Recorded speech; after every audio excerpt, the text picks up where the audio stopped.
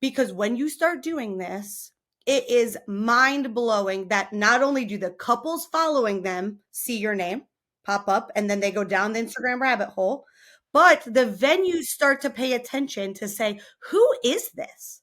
Like, who is this planner that is like on our stuff all the time? So it becomes name recognition for the venue, but also the couples see it.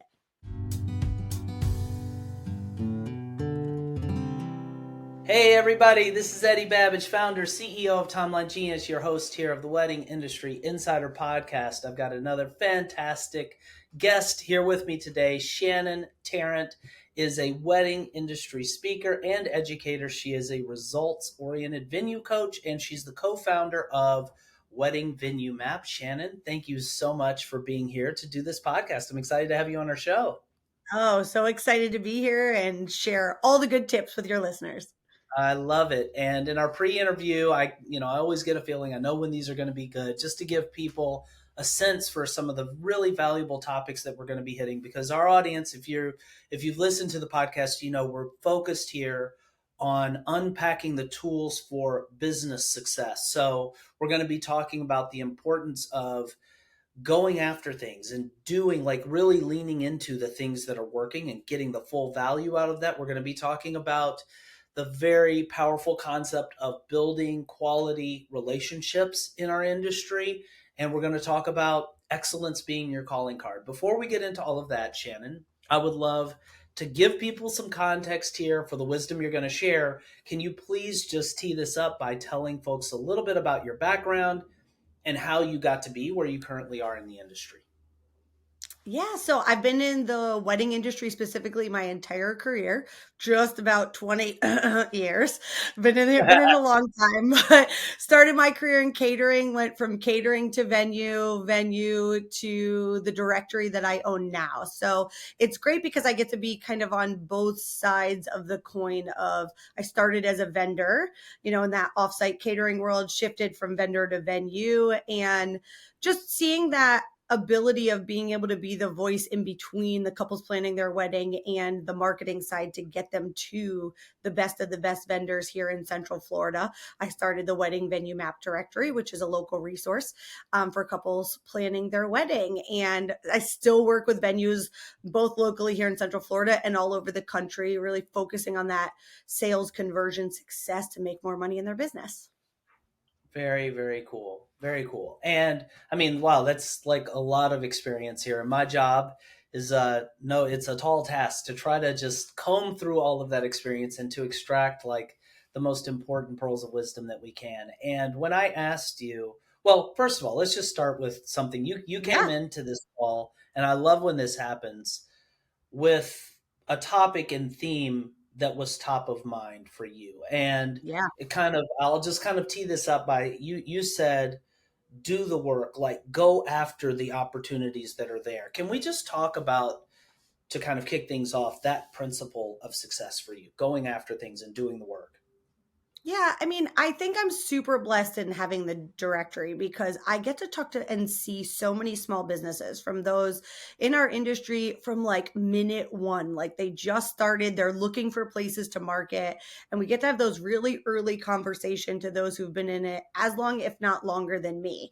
So I get this like 500 story view of from when people started to the people who are still successful and still in it, and kind of get to start to see the patterns that have emerged. Hmm. Right. And so you start to see like those people and what are some of like the behaviors and things that those who are still in it and finding success, like what are they consistently doing? And so that's why when we started talking, I'm like, oh, this is a hot topic because I am passionate about it right now.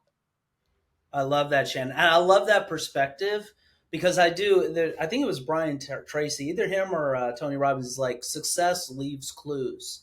And I think, Hmm. I feel the same way because I'm privileged to just talk to wedding planners week in, weekend out, week in and week out, all across the country and even internationally. And you get this sort of, like, you start seeing the forest, not just the trees, and you start Yes. seeing just pattern recognition. So talk to me. What do you see? What is this pattern around doing the work and going after opportunities that has kind of really got you passionate right now? Yeah, I think it gets so overwhelming as a small business owner or an employee that you look at the world we live in terms of being able to market your business and put yourself out there. And there's almost too many options that we get overwhelmed. And so many business owners will say things to me like, well, I know I should be blogging or I know I should be. And I'm like, who says you should be?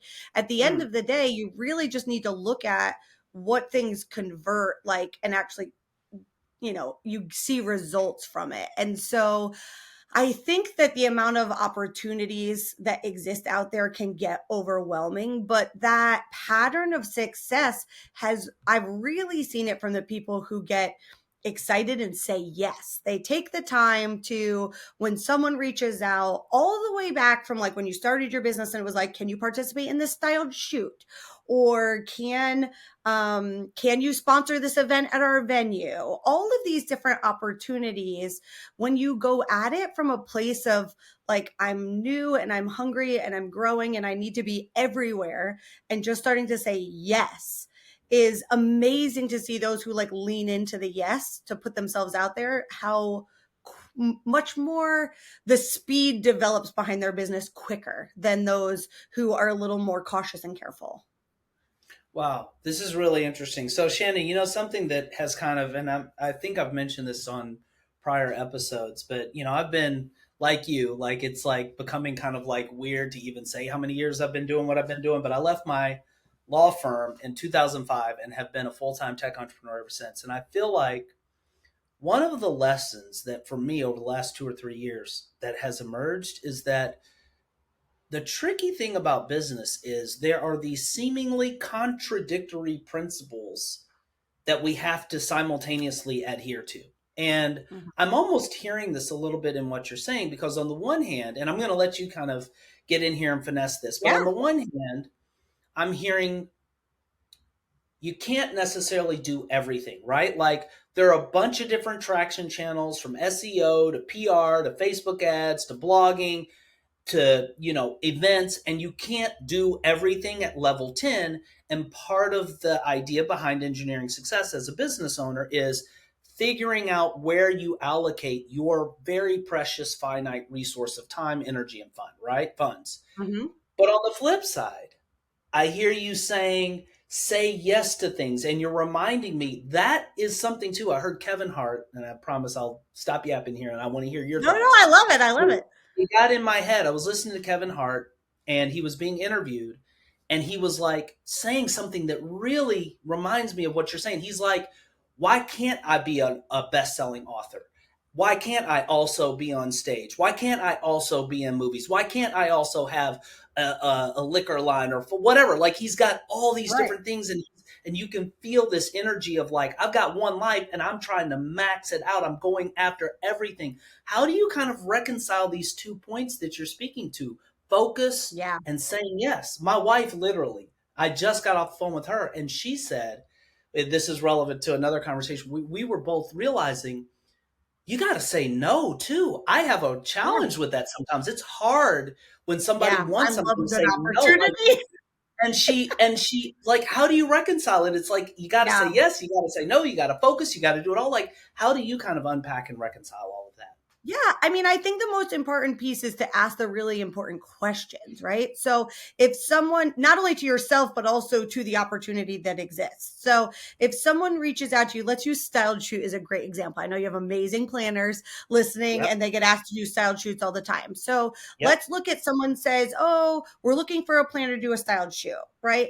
You want to start asking yourself, who's the venue? Who's the photographer? Where have they had stuff published? What are the goals of this shoot? Do I get to control the styling and the design, or is someone else doing, like, are we working collaboratively or am I running the whole thing? Like, you really have to start to look at these different opportunities that arise, even as simple as attending a networking event, right? I live in Mhm. Orlando. We have like 8 events in the wedding industry alone a month.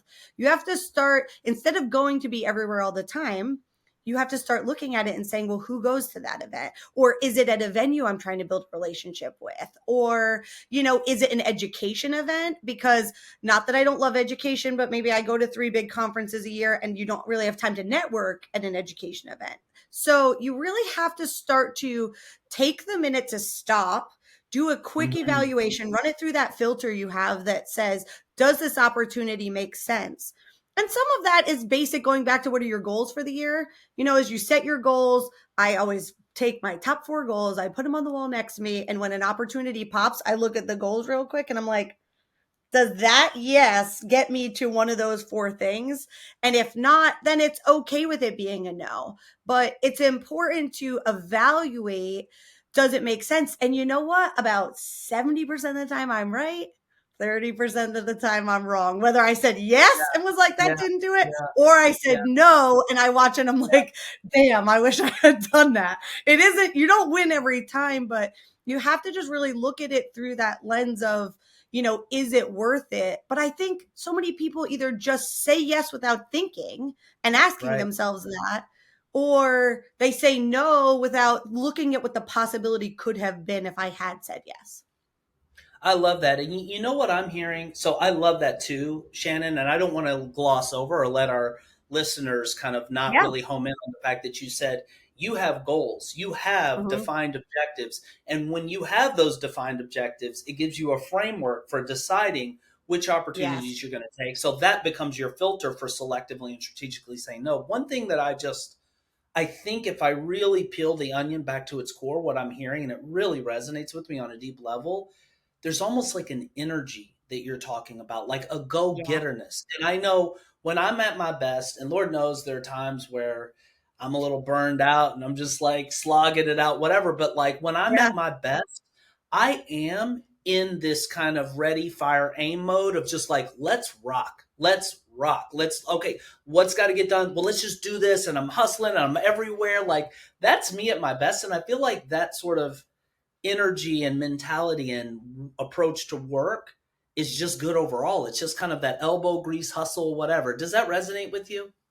Yeah, and I think it is. I mean, as much as, when you're an entrepreneur, you got to really love it. And you're going to have moments on that roller coaster that you don't, but you have to either, find that space where you get excited by the things you're doing, or sometimes those opportunities are maybe to re-excite you because you're in that hole and in that space. But I find a lot of times too that sometimes those opportunities, like, it gets allows me to surround myself by other people, like, that are on the same level or on the same plane as me, and those people can re-excite me. So Yeah. sometimes it's looking at those pieces as, to be able to really fire on all cylinders, I've got to be in that right headspace and energy space. And sometimes we just get bored. We do a lot of the same stuff over and over again. I mean, if you're Yeah. in weddings, how many times can you do a white and gold and pink Yeah. wedding? Like, Yeah. it gets monotonous. So I think sometimes even yes to that opportunity, maybe it doesn't hit the goal list, but you're in a rut and you want to reinvigorate, and it could do that for you. What do you say on this same notion, Shannon, of kind of like in our pre interview, we talked about leaning into the things that are working. And you gave what I thought was just a brilliant offhand sort of example, which is talking about Timeline Genius. You were like, Eddie, how many features are in your platform that people aren't even using? Why are, you were like kind of suggesting your advice would be like, if you've already got Timeline Genius and you're using it, then master it. Like get down the rabbit Yeah. hole, learn how to use this platform to, and that really resonates with me because I do know all the features that we have and I do know how Yeah. many, but that same notion could be applied to other things like marketing, where you'll hear marketers, and I'm interested in your 2 cents on this. Marketers will say, if something's working, ride that bus till the wheels wobble and fall off because you will get tired in your mind. You will have the perception, oh gosh, I'm doing this again. But that's not the perception of people at large. Like some of these people are seeing it for the first time. Can you talk a little? Does that resonate with you around like marketing and kind of leaning into one thing that's working, even if it feels a little repetitive or stale for you? Like, how do you view that point? Yeah, I mean, I think that's the hardest part, right? We're in the wedding industry specifically. it's not repeat customers, right? It's new customers all the time. And so the person that looked at your Instagram account, you have 8 to 12 months of them looking at your content. But so sometimes people are like, I need new weddings to show and I'm like, they've never seen that one before. They're not scrolling Right. back a year behind on your content to be able to see it. And so it's constantly remembering, specifically in our industry, that all those minutes do matter. And so when you're finding success in something, either get education, lean in, learn how to do it better, differently, but you don't have to do all the things. You don't have to master SEO if your website's ranking on page 17 and that's not where your leads are coming from. And you're like, Right. I need leads today. SEO is not where you're putting your time. SEO is a long game. And so I think it's looking at really, what are my biggest challenges today that I'm having in business, especially when it comes to marketing? Do I need more leads, better leads? Because sometimes it's just better leads. Or maybe I don't need leads at all and I need my business to run more efficiently. So I'm paying for a tool like Timeline Genius and I'm not maximizing what it could do for my efficiency, whether it's the pre-designed forms and automations and portals and all of those things. Like, learn how to use the things you're already doing better, just a little bit better. And you'll find that, it moves the needle in your business forward. I love that, Shannon. Really, really cool. This is a little bit of a tangent, but it really does relate to what we're saying. If I feel like a lot of success in business comes down to energy, right? Like my best days are the days where like I'm energized and I'm rocking and rolling. But if I've got something weighing on me or like I'm just like slow or whatever, then that energy's not there. The enthusiasm doesn't seep into the conversations. The willingness to do that extra project that like is just kind of a heavy lift and to do it well isn't there. So if so much of this stems from energy, what do you personally do that allow every time I've talked to you, like I just feel like the energy and the enthusiasm and the go getter. Yeah, Like, I love how do it. you maintain that? Yeah, sleep is number 1, which sounds Hmm. crazy, but I have pretty set, I'm not, my zone of genius of work is early in the morning. Like, my brain fires on all cylinders the best from 7 a.m. to noon. Like, I crank, but for me to be able to function at 7 a.m. From a work standpoint requires me getting up at 5 or 5:30. So I have to have enough sleep because, like you're saying, those days I'm dragging is because I went to bed too late. So Yep. that doesn't mean, I have a wedding planner friend that her zone of genius is 9 p.m. It's she can and I'm like, girl, I'm asleep in an hour. So Yeah. I think sleep, getting really good sleep early in my career is not something I focused on because I was young and dumb and having fun and doing the things, but sleep made a huge difference in terms of my energy. So I think that that's probably, as simple as it is, my number one key is making sure that I get the sleep I need. Shannon, it's so funny that you said that because, like, I've literally just been on a kick where there was this article that CNN wrote about this guy that's trying to like live forever. He spends like $2 million a year on his just like he has like a doctor's office in his like house. Sorry for the Yeah, background noise. This is New York City, so there's sirens and it is what it is. meteors and who knows what happens. Anyway, his number one thing out of all of this stuff that he does is like sleep. And then you read about like a LeBron James who's like doing things like coming up on 40 that are just unprecedented. He's like, my thing is sleep. This one guy, he says sleep is the new caffeine. I really think, and I'm just like you, like I come from that hard charging, like it was almost like a badge of honor to work without sleep. I will say for sure at this stage, and the thing is, I caffeine is a hack, but it comes at a cost. At a certain point, you crash, you can 100%. get irritable. You got to keep feeding the need to do it, and then it doesn't work as well. Like there's just, Yep. but sleep is just pure, clean, natural energy, better judgment. Like I just love that point. Yeah. It's just, you just have to figure out when you do what best and Yeah. adjust your routine and your schedule around it. I think the hardest part for wedding pros specifically is if you try to work Monday through Friday, 9 to 5, which of course you're doing events and things on the weekend. But if you're trying to do all your administrative stuff within that normal time frame window, it doesn't always work because the couples need you and are working at night or want to do meetings after their traditional work hours. And so if you know your zone of genius is like mine in the morning, maybe you get up and you crank from 8 to noon, but then you do Yeah. life things from 12 to 4. You do your grocery shopping, doctor's appointments, whatever. Like you can do that and then get back into it. But you've got to hack the schedule, I think, to be able to fire on the all cylinders, to be able to be passionate about what you're doing and have the energy to say yes and take those opportunities on. You've got to figure out that schedule. And so I think outside of sleep, the other thing is I'm a time management monster. Like Are you? I am, oh my God, the calendar, the time, the pieces, the parts, like it all has to fit in. And everything one thing I say yes to means I'm saying no to something else. So it's got to make sense and it's got to fit. And so those are probably the two biggest things that I think our industry doesn't do a good job talking. We're not really great self-care people. It's not our Yeah. strength Yeah. That's because why I love that you hospitality, we take sleep. care of other people. Right. But you got to So put your own fix that mask on. early. Fix that Yeah. early in your business. Like don't wait until you're 20 plus years in to say, "Oh God, if I had only known that those time management tools and making sure you're taking care of yourself in whatever way that looks like to you." Huge difference in business. Huge. Well, what are your time management tools, and is there a system? Are there any books that you've? I feel like Shannon, we all have superpowers there, and that's what I love about doing this podcast is that like Yeah.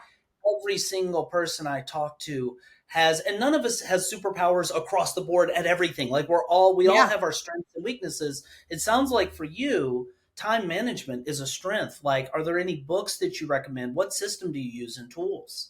Yeah, I actually hired a productivity coach, and I'll give you the 2-minute rundown of the exercise she put me through because I was feeling so overwhelmed with tasks. Just like we started this conversation of I'm supposed to be doing all the things, and I just always felt like I was behind and I wasn't catching up. So, here was the basic premise. I took every task I do, wrote it down on a Post-it note. I mean, every single thing that I do in my business, in my life, I kept a running list for like 3 weeks before we met, put them on a Post-it note. Then we had to organize those Post-it notes into 4 categories: things I love to do that make me money, things I love to do that don't make me money, things I Hmm. hate to do that make me money, and things I Hmm. hate to do that don't make me money. So, those 4 categories, every Post-it note had to get assigned. The other problem with when I wrote down a task, like write a blog post, she's like, it's not one task, it's like 10 tasks because Hmm. you have to come up with the topic, create the outline, write it, load it into the website, SEO it properly. So that one task was really 10 tasks. Hmm. And so it allowed me to start seeing what could I outsource, which post-it notes were in the things that I hate to do that don't make me money, that I was like, what if we just stopped doing that altogether and got rid of that task? And but it allowed me to really see where my time was getting sucked that didn't move my needle forward. And some of that I outsourced, which made me feel good to be like hire somebody else to do the pieces and parts. But that was like the huge piece of the project, but the second project was getting it all into your calendar. So if those were things that you were supposed to do and you wanted to do every month and you want to write a blog post a week and it takes 3 hours to do it right, start to finish, where in the week are you going to put that 3 hours? And Yeah. I realized very quickly that it didn't all fit unless I wanted to work 24. It didn't even work 24 hours a day, 7 days a week. I couldn't put that list into the calendar. And so I think once you can see it on paper in that way, she taught me a few really good tools about color coding my calendar. That's probably one of my superpowers too, is that, whether you use Google Cal or iCal or whatever, everything in my life goes into a category and those categories have a color. So I can see in 2 seconds when I opened my calendar this morning that at 2 o'clock I was, or we were meeting to do this podcast because it's colored pink and pink means I'm speaking. So that means I have to make sure my throat is ready, that I'm mentally prepared. I'm probably on camera. So, but I don't have to I know it by the color. It's not so much the what I'm speaking and who I'm speaking, but I'm public speaking today.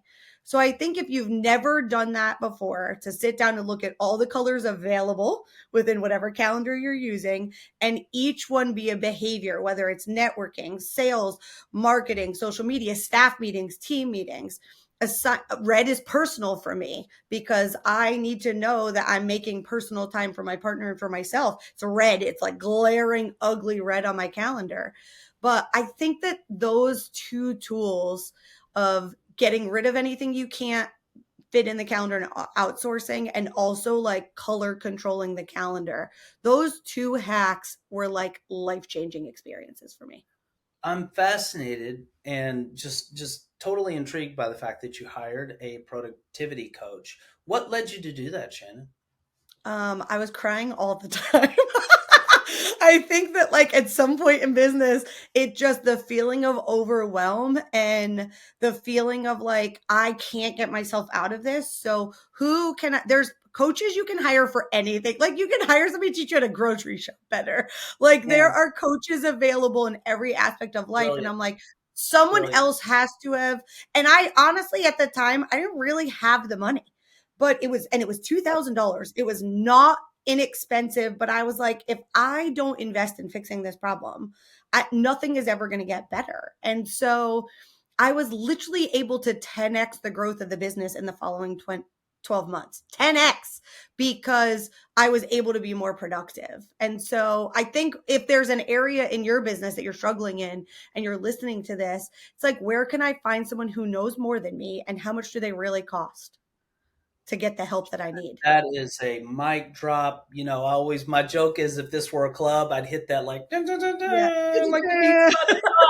Like, here comes the bomb. That is so powerful because I don't care Yeah. who you are. There's something out there that we don't know, and one of the fastest ways to get up the learning. It's not that maybe you could have figured it out and read all the books, but Of course. find the person that has it down and get them. How long was the coaching arrangement for, Shannon? It was literally a 3 day, 3 days. 3 days we locked 3 ourselves in a room and that's all we did was work on it. And but it really like she kind of walked me through a system. I think it's not always it doesn't always it seems so overwhelming, but when you find the person who has the knowledge, I find this a lot when I work with venues, is that right now I'm in the middle of teaching how to make your tours convert for wedding venues, right? You pay all this money for leads, you work so hard to get the lead to come, and then that lead doesn't sign the contract. And it's 4 weeks, 2.5 hour classes, right? I was like, you are about to spend 10 hours of your life learning to like if you just listen to 50% of what we say, because we've already hacked the system. And so when you Yes. find someone who's figured it out already, and the secret, there's no more secrets, everybody's willing to teach you.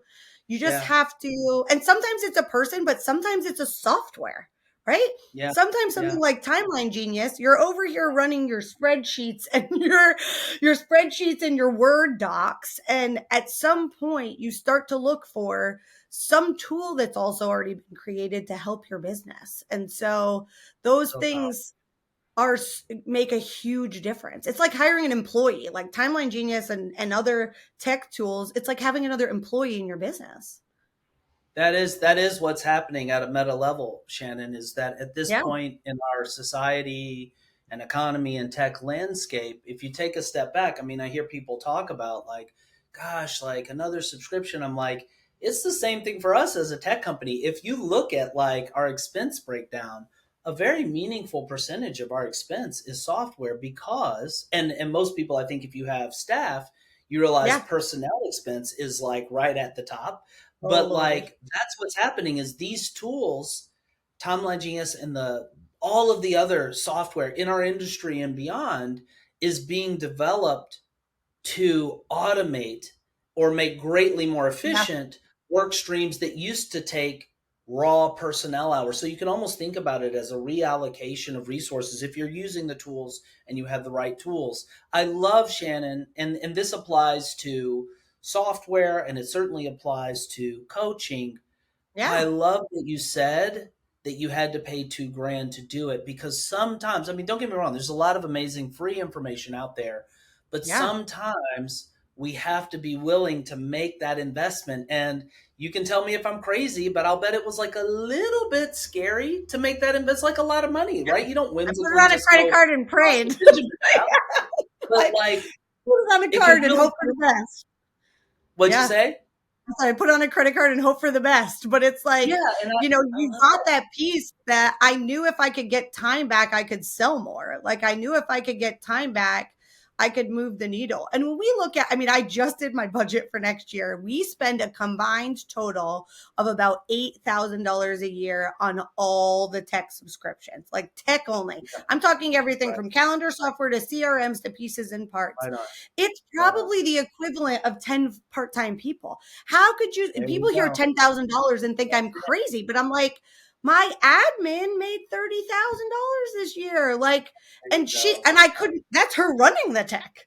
Right. Right, But right, I think when right. you look at the big picture of what staffing costs can be, especially in today's world, I don't know, that opportunity is there. And so you've got to find Definitely, solutions to your problems 100%. and then Or take in advantage certain, of them. and you said the other key operative phrase here, which is buying your own time back. If you're not paying somebody else, it may also be that you're saving your own time, which is probably Yeah. even more valuable than paying for staff. Yeah, I just love that you said that. Are you comfortable, Shannon, sharing the name of your productivity coach? Is that like She relevant doesn't here? do Or, it anymore, unfortunately. Otherwise, I would be shouting her from the yeah, rooftops because it was the yeah, best experience. But she moved into a full-time role, and I was like, "Oh, girl, we need you. Come yeah, back, come back." yeah. I would No, totally share it 100%. No, but that's it was an incredible experience, and I think it taught me very early to find the pros and find the experts and find the tools within my business because yes, you can't, people like, I don't have time, and I'm like, when people say you can't yeah, buy time, it always cracks me up because I'm like, yes, you can. In yeah, this day and age, you can buy time. You can yeah. literally buy tools, you can buy speed, you can invest in employees and staff, you can buy your time back. You just have to look at it differently. As a wedding planner, you know how important it is to create detailed wedding day timelines for your events. But creating your timelines can be a tedious and time-consuming job. Until now. Because Timeline Genius lets you create beautiful, detailed wedding day timelines with ease. And it keeps everything you need on the wedding day in one central place. Here's how it works. First, Timeline Genius saves all your clients, vendors, and venues in your Rolodex, so you don't lose time looking for their information. And when you're ready to create a new timeline, you simply enter the key information for your wedding. Click a button, and voila! Timeline Genius magically gives you a customized timeline for your event, where all the details are laid out and the times are calculated for you. From there, you can easily edit your timeline by adding or deleting items, inserting images, changing font styles, and customizing everything to your liking. You can also instantly shift the times for as many items as you want. And when it comes to your clients and vendors, Timeline Genius lets you give them the highest level of service. You can send them tailored timelines, showing only the items they're involved in. And you can collaborate by inviting them to a mobile-friendly, web-based version of the timeline. You can even set text message reminders to automatically go out on the wedding day. And once you've completed your perfect timeline, you can download it or email it out as a beautifully styled PDF. And that's Timeline Genius, a smart software that will help take your wedding planning to the next level. Start your free trial today. Yeah, I love that. Love it, love it, love it. Well, another topic that we talked about. So we've talked about this sort of like notion of like leaning in. We've talked about being productive, saying yes, but also doing it strategically, having your Mhm. goals and taking the right opportunities on. The huge, huge point of finding people that can really advance you and the tools and the people and being willing to pay for that. The other thing that came up, just loud and clear, Shannon, in our pre-interview as we were talking was vendor relationships. Like when I was asking you to just kind of unpack your success in our industry, you said it all ties back to the relationships that you built. Can you speak to that a little bit? And just in full disclosure, I have obviously talked about this before because it's such a central theme. Yeah. It's not like anybody's going to say, oh, wow, I had no idea the vendor relationships, but I want people to tune in because every person has their own unique Yeah. perspective on this very valuable topic. So, what are your thoughts on building relationships? Why it's important and how to do it right? Yeah, and I mean, truly, if you're listening and you're a venue, this is going to lead much heavier on the vendor side, but it's still important for venues to have these relationships as well. But you know what? If I go all the way back in my career, when I started in catering, I worked for I started at a company that was heavily corporate catering, and I came in to build the wedding division, but there was really no marketing budget for it, so there wasn't like, here's the money to go find leads. And I'm like, I was 25. I said, well, where do you find leads from? And I went to like one networking event and realized very quickly in the room that the power players were the venues, right? The venues were the first thing that couples booked and chose. And I said, well, so I went back to my boss and I'm like, well, what venues are we on the list with? And he said, well, two. And I'm like, two? I'm like, well, that's it. Right. So I figured out that, especially as a newer business, we didn't have money, but I had time. And so when you're like starting up company in our industry and you know, you don't have a lot of clients booked, right? So don't tell me you're too busy with working with your couples. You don't have the clients, so you have time. Time you can invest in relationship development. And if you put that time in early in your career, oh my God, it's priceless for the rest of life. Like it is unbelievable. So I started on the catering side and then went into venue where I was on the opposite side of the coin, where we now were the relationship refer out for Yes. vendors. And so I learned from the flip side of the coin. And if you're in a venue, you love this right now because how like selfish sometimes the vendors were, meaning that they took and took and took and took all those referrals we gave them. And they rarely offered to give back. And they rarely offered. And so it feels like a very one sided, like, I'm just the giver and you're just the taker. And so it really opened my eyes into heavily focusing on how can these relationships be mutually beneficial and making sure that both sides, both the venue and the vendor, are keeping that point and that focus top of mind is how can this be mutually beneficial for both of us? I love that. And as you were talking, Shannon, I am so glad we stumbled on this because I'm going to take this down a tangential path that I feel like I'm here you're for it. right there at the top of best people qualified to answer this question. Let's say I'm a wedding planner out there, right? And I'm hip to the fact that it can be immensely powerful for me to have a quality relationship with Yes. the right venue or venues in my location. Let's say Mhm. I know that strategically. What can I do? Again, because you've been on both sides of this table, Yeah, of and course. what can I do to build a venue relationship the right way? I love, oh, there's so many magic nuggets. Keep listening. Okay, so first and foremost, I want you to go look at every venue you're booked at already for the next 12 months. You already have a contract there, right? You're already about to go work there. So now's the time because this isn't a cold email. This is like you're about to see me shine in your space. So you have all this time to pre develop to Oh wow! go out there, take a tour. I'm already booked at this isn't no don't we're not reaching out to new people. We are starting with the what we're already booked at. Go out and tour the space. Learn their rules, their regulations, how they run things. What's your role that day? What's my role that day? Go at it from a place of I'm coming in your house. How do I be the best support for you and your team? Of course, you work for the couple, but how do we work together that day? I would tell you like 1 in 100 planners ever did that. You know what they do? They'd show up Wow! at the rehearsal and just do start running things. And I'd be like, we don't allow that. We don't allow that. No, they can't do that. Like at rehearsal, which is bad. So if you just start, like your baby takeaway is start with the places you're already about to go work at and start to build the foundation with them so that after you shine on wedding day and it's an incredible experience, they will want to work with you more. Mm, I love that. Love that. Love that. Okay, so this is step one for those that Yep. already have a book of business, and you already. I'm going to keep going here, and you can just beat me I'm back with in. a I'm bat. here for it. I I'm have here for it. to stop, I'm here but for it. like I love that suggestion. I've in all my years, like nobody's like I haven't heard it put that way. I love it. What else can I do if I want to build? And I don't want to be, I love what you said there, Shannon. I also don't want to come off just as a taker, right? So we can get to that, Yeah. but like what else can I do to really get in there and form like a legit bond with the venue? Yeah, I think it's remembering that, you know, just like your focus as a planner is not to be there to catch all of those photographers and DJs and people who are reaching out to you, the planner, that are like, how do I get on your list? Right? You planners get the same horrific emails that the venues get.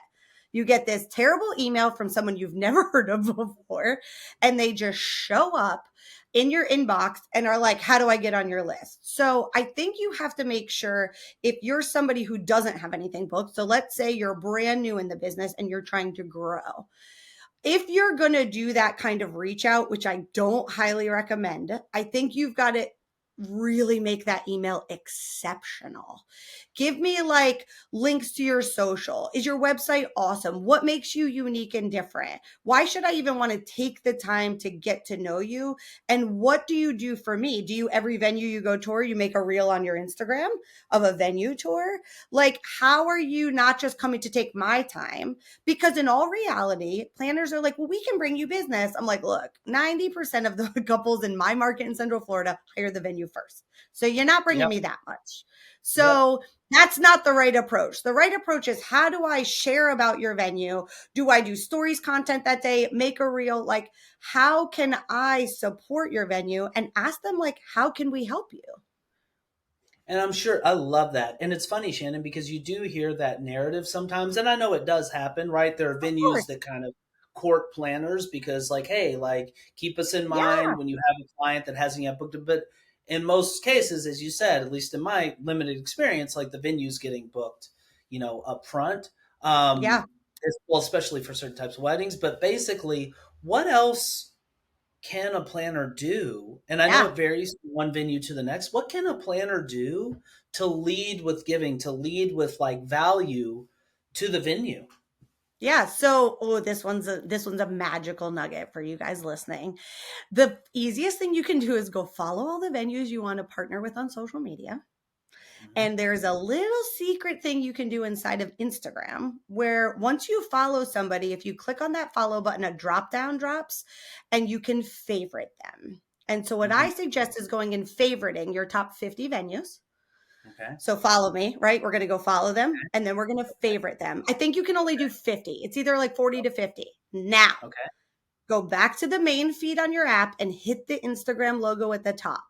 When you do that, you can change that feed to favorites, meaning then you're only seeing, as you scroll, your top 50.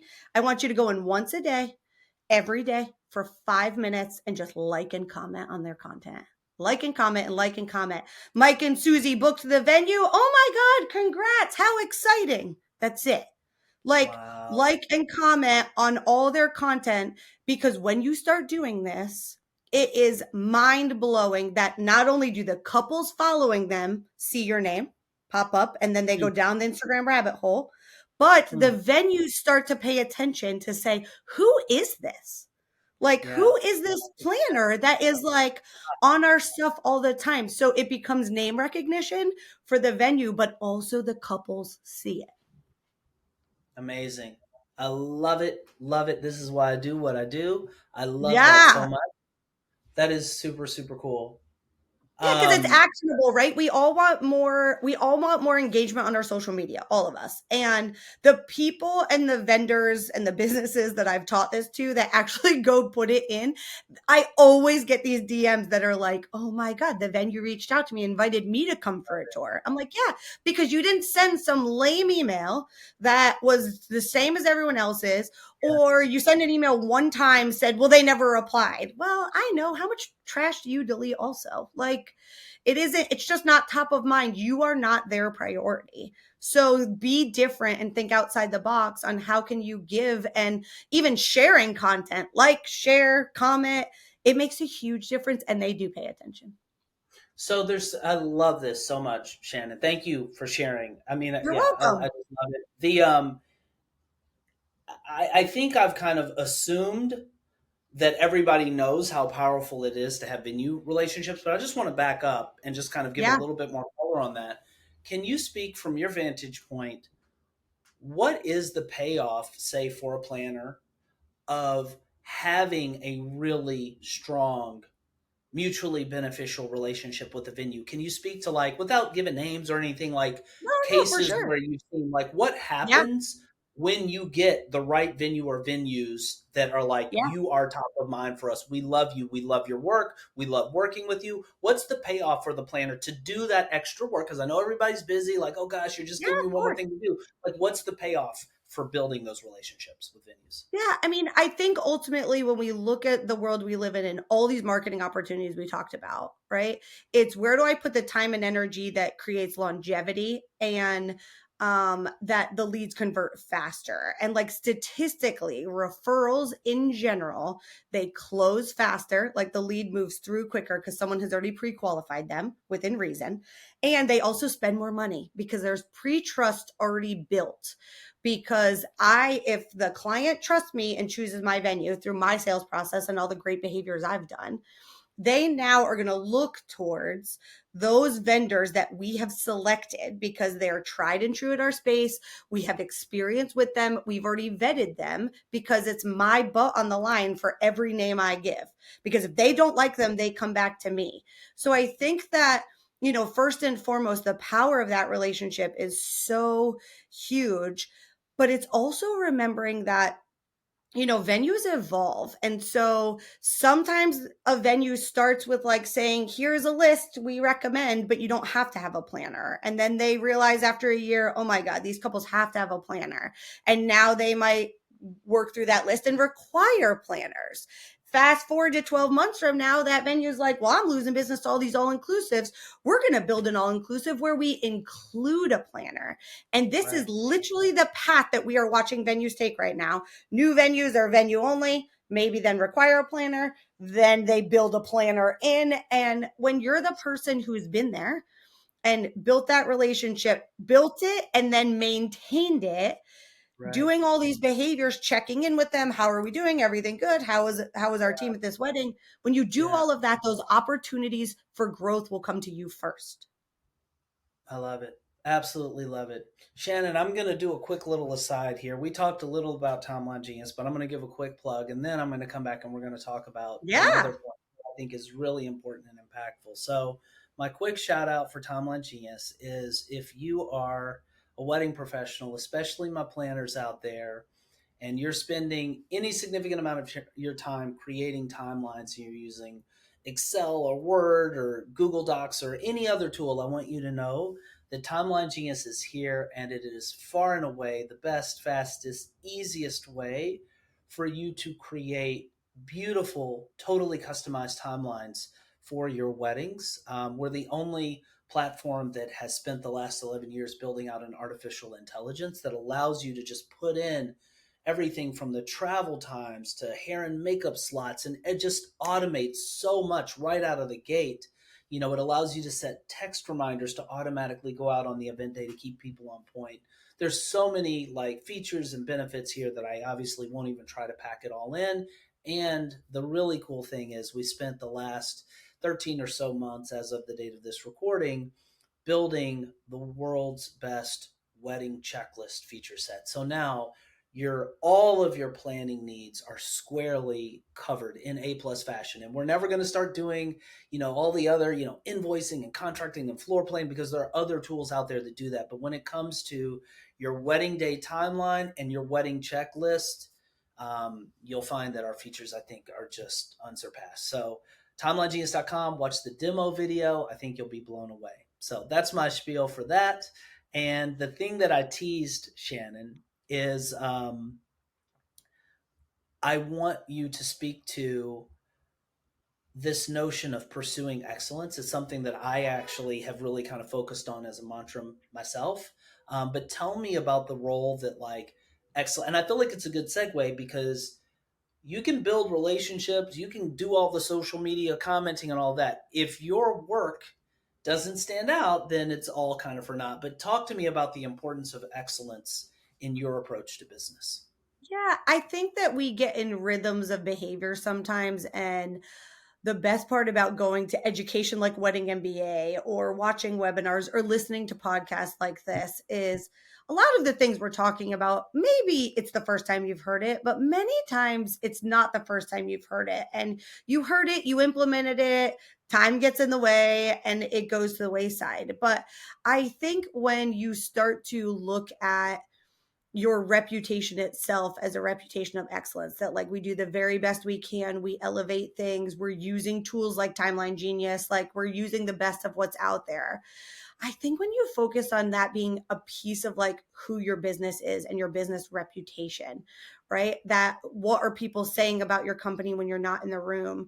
I truly believe that my entire career in my local market in weddings specifically was built around that, knowing that if I was going to touch it, I was going to give it everything I got to make it awesome. Of course, I failed at things and screwed stuff up. It's not like, but that I would recover well, and that it was important to me what other people said and what people's experience was. And these relationships that we're talking about and the opportunities to don't appear for people that don't care and that don't really sit down and say, I want it to be amazing for them. And I'll do that little something extra within my business. I'm going to give you two really great wedding planning examples specifically. We have a planner that their package for day of wedding management is about $300 to $400 higher than everyone else's. She's good at sales. She's worth every penny. But that actual $300 to $400 is a surprise budget. She spends that.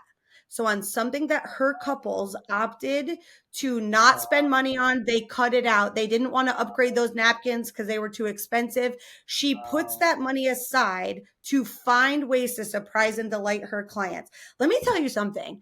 The minute a venue hears that, they are going to refer her all day long because she gives something Brilliant. extra to them. Like she gives more. And so I think that yes, margins and all the money and making all the money and profit is very, very important. But that kind of differentiator when you're looking to build your business heavily on referrals is incredible to set yourself apart. But that's her striving for excellence in a way, not in the same way I've done it in business, but you've got to figure out what are those ways that you can be better and different than the other planners and venues and vendors in your market.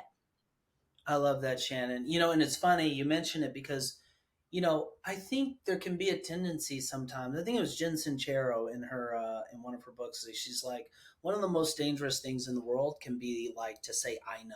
Because the minute you say that, like you're foreclosing, like you're shutting off like the channel to receive like the Mm-hmm. additional input.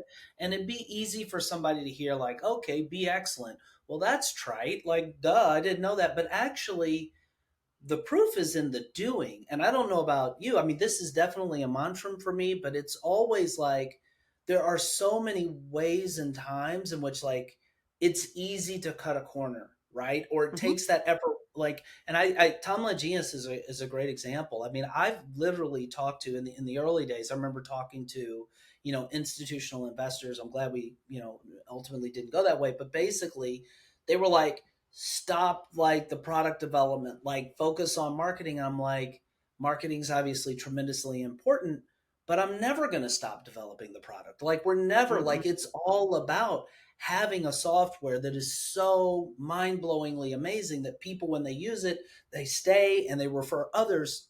But I think that that's and you can tell me if you see this differently, it doesn't even come from a pure dollars and cents standpoint. Like I feel like there Mm-hmm. just kind of has to be something inside Yeah. that drives a person to focus on excellence for the sake of excellence. Like, does that resonate with you? Like, I agree. I mean, I definitely think there's the drive piece there, but it's that concept of if the product or the service that I provide is incredible, right? Whether you're a rental company and it's about what do my chairs look like when they go out and is there stains on the seats or whatever.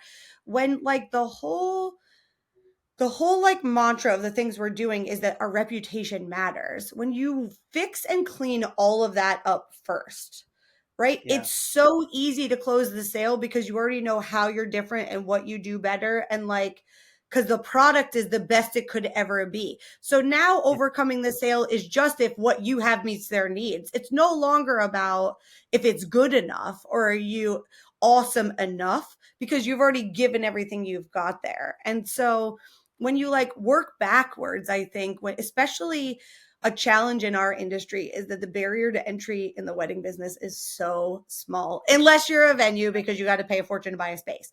But Right. like people wake up are like, I want to do this. They don't have to go take $20,000 loans. We bootstrap it together and we make it happen. And that's amazing. But the problem is you don't always have enough money in the bank to take the time to develop the best product. And so Yeah. when you can stop and say, how do I make the service the best it can be? What tools do I need to do that? When you start there, or if you're 10 years in and you're like, man, we really need to look at stuff, start at looking at what is our entire process of working with the client, the tools we're using, how do we make it easier, faster, better for them on event day? Like I know a wedding planner, she brings a Bluetooth speaker with her to every venue. She has an old phone that jumps on Wi-Fi and she has a Spotify playlist and she's got like 10 different playlists for like vibes of getting ready. And she Hmm. just puts that phone and that Bluetooth, because some venues have it, not every venue does, but she puts it in the room because she realized that sometimes she'd walk into that ready room and it was like off or what. And she said, I just figured I would create a feeling. That Yeah. little level of excellence of doing something just that little bit more, people see it and they want to have that energy around them. Like I want to be surrounded by people like you, Eddie, and other people who are always striving to make it better. And so it builds your network inherently. I love that, Shannon. Just I think on some very deep intuitive level, just feel like it all comes from that. Like you can have the best Yeah. marketing in the world, but people are going to work with you if your product's not good, if your service isn't good, they're not going to come back. And if anything, they're going to tell other people not to use you. It's going to be the opposite of like your productivity coach, right? Like, wait, Yeah. who did you want? Like that and Yeah. this is a little random. Like Steve Jobs, rest in peace. Not at all like in terms of a CEO, like my personality had his real No. flaws, blah blah blah. The success is undeniable that he achieved, and there's this biography that was really popular right around the time when he passed away by Walter Isaacson. It's amazing, one Hmm. of the best books, not just biographies, best books I've ever read.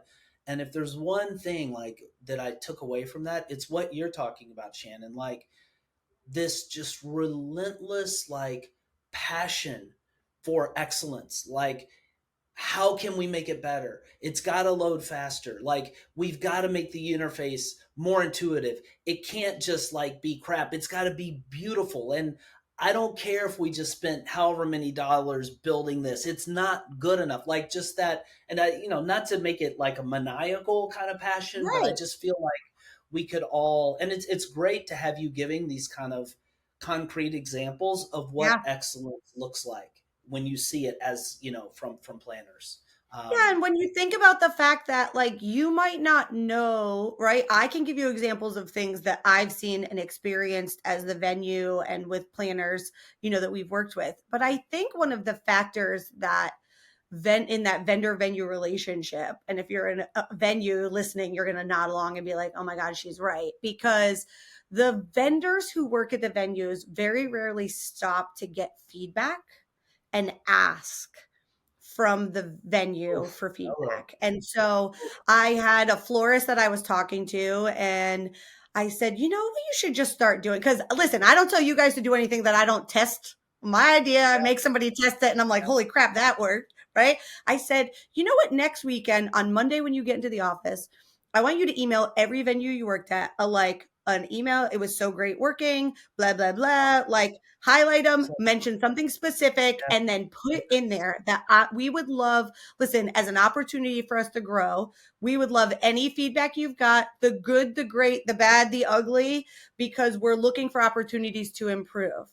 Well, this venue, one of her four venues, three of them were raving. One of them wrote back and was like, I wasn't going to say anything, Ooh, But when your setup team was here, because she wasn't at that one, owner can only be in one place, right? Owner was over here. When your setup team left, they left a huge mess after they worked in this side room. They left stuff, everyone, whatever. And we've decided as a team to remove you from the list. Well, whoa, she was able to save it, right? She jumped on it, replied back, wow, apologized, talked about how she was going to meet with her team, what they were going to start bringing a broom and dustpan and a thing, like what they were going to do different so that that would never happen there again. She was able to totally save that relationship. If she had not sent that email on that Monday to get that feedback, she never would have known it happened. And so, one of the easiest things you can do as a business, if you want to continue to be more excellent, whatever, is to get B2B feedback. If you're a planner, ask your photographers, your DJs, your floor, is there anything we could have done better to make your job easier, work better, blah, blah, blah. Ask for the feedback. Maybe if you're high volume, not every wedding, every time, but ask for the feedback, because you will find that or you can ask a question the next time that's like, is there anything you've seen another vendor in my category do that you're like, damn, I wish you guys did that? Ask them, because the venues will tell you, because I want you to be the best you can wow. be. Gold, absolute gold. Shannon, I just am watching the time fly, and I there's one more question I'm gonna have to ask here as we kind of wind things down. I ask I'm this here of for it. every guest. Um, if you could give one piece of advice to everybody listening, based on all of your years of personal and professional experience, to help them be as successful as possible, particularly Yeah. as wedding planners, but any wedding pro, what would your one piece of advice be? I think it would be to really take the time this year, this month, this week, and figure out what makes your company different and unique and really set yourself apart. Because we are all just in a sea of a lot of vendors who do the same thing as us. Whether you're a planner, we probably have 200 wedding planners in Central Florida. If you're a venue, we have 600 venues. If you haven't taken the time to sit down alone with a team, with your team, if you have one, if you have no team, grab your most trusted circle of vendors that you work with and sit down in a room and really dig in on what makes your business different. Not only what makes you different, but in a way that today's couple cares. Because the fact that you've been in it, your website says you've been doing weddings since 2005. Guess what my 26-year-old niece is getting married thinks? We sounded old. She's like, ooh, Mm, they sound old, like they're not hip and cool anymore. So figure out what your differentiators are, and then run it through the filter of maybe your favorite clients, your best current clients, and see what actually matters to them. If you have that knowledge, no matter what category you're in, no matter if you can really have a handle on that, your marketing changes, your sales process changes, the way you operate is better. It fixes it. Really, you can run it through all three avenues of your business. really, really powerful. And it comes down to unique selling proposition, like figuring out what is unique about you that matters to the market. I love that, love that, love that. Shannon, if people want to reach out to connect with you, what is the best way for them to do that? Of course, if you're a venue, I live heavily over in the venue help desk space. If you head over to venuehelpdesk.com or us on Instagram, there's always free resources and education and tools for you to learn. If you're a vendor, I tend to play with the venues more than I do the vendors, but head on over to my Instagram is the Shannon Experience. I just post silly fun. We have a good time, places you can find me, but and drop tips and knowledge all over the place. And I will plug, we stopped recording our podcast, but I did have a podcast called The Wedding Sassholes. There's 82 episodes of sassy, inappropriate, good fun that will live on in infamy if you want to hear more tips and, information that I've shared. That is cool. Well, Shannon, on behalf of our Timeline Genius community and all of our Wedding Industry Insider podcast listeners, thank you for taking your time, precious time to be here, and for opening up and just sharing all the valuable advice that you shared. We really appreciate it. I love it and look forward to coming back hopefully in the future and sharing more tips.